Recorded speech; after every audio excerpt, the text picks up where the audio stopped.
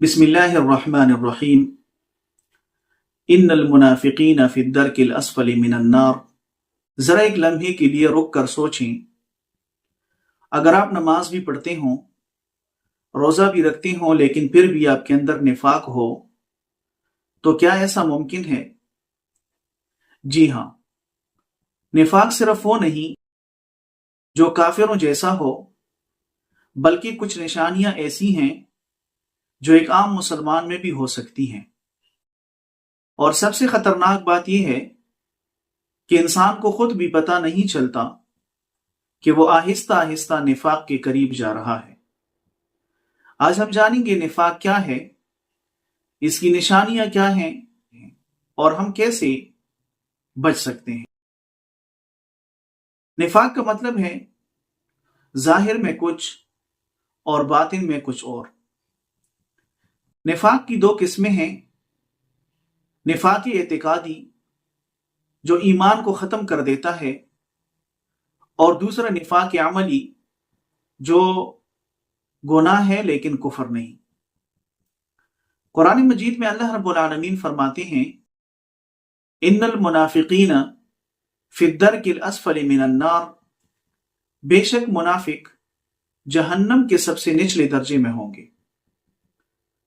सोचिए कि ये कुफार से भी नीचे एक मुकाम है। हदीस पाक में रसूल करीम सल्लल्लाहु अलैहि वसल्लम फरमाते हैं, आयतुल मुनाफिक सलास। मुनाफिक की तीन निशानियां हैं। इज़ा हद्दस कज़बा, जब वो बात करता है तो झूठ बोलता है। व इज़ा वअदा अखलफा, और जब वो वादा करता है तो खिलाफ वर्जी करता है। व इज़ा तुमिना खाना, और जब उसको अमीन बनाया जाए तो वो खयानत करता है। एक और हदीस में है, व इज़ा खासमा फजरा, और जब वो झगड़ा करता है तो झगड़े के अंदर हद से बढ़ जाता है।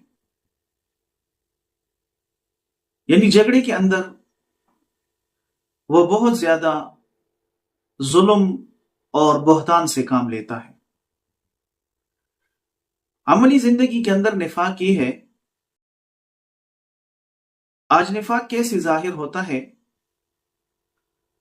जबान से दीन की बात और अमल में दुनिया, सामने तारीफ और पीछे गीबत, इबादत दिखावे के लिए न कि अल्लाह रब्बुल आलमीन की रजा के लिए।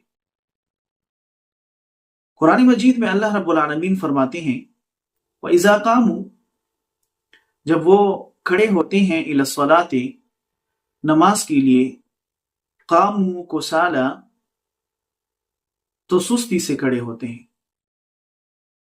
अगर नमाज बोझ लगती है तो ये खतरे की घंटी है। नबी करीम सल्लल्लाहु अलैहि वसल्लम फरमाते हैं, अफ़क़लुस सलाती अलल मुनाफिकीन सलातुल इशाई व सलातुल फज्र।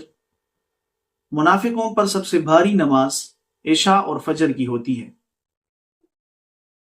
निफाक क्यों पैदा होता है? निफाक के चार बड़ी वजूहात हैं। पहली वजह है गुनाहों की कसरत, दूसरी वजह है झूठ बोलना, तीसरी वजह है दुनिया की मोहब्बत, और चौथी वजह है अल्लाह रब्बुल आलमीन से गफलत।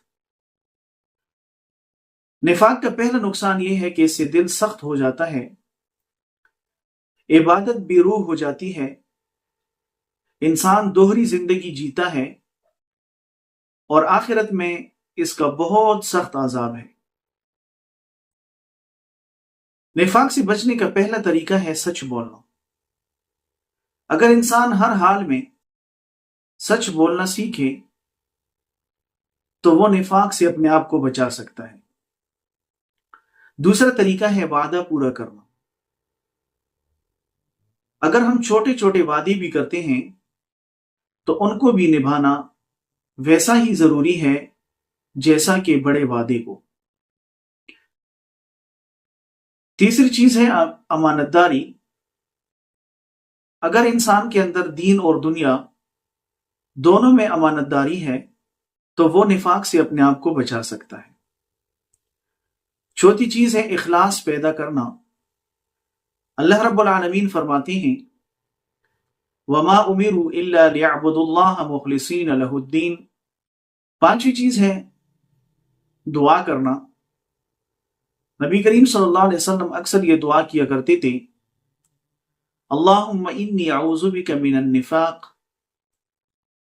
اے رب کریم مجھے نفاق سے اپنی پناہ میں رکھنا۔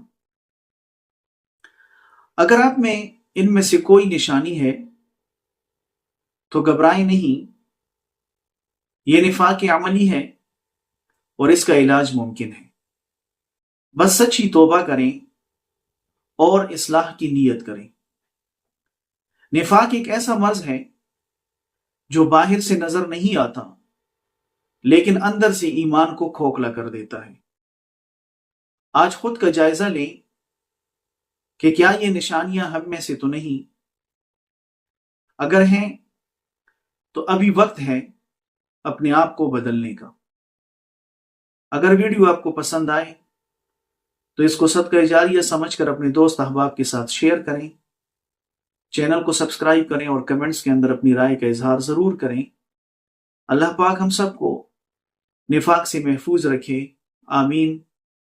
وما علینا الا البلاغ المبین۔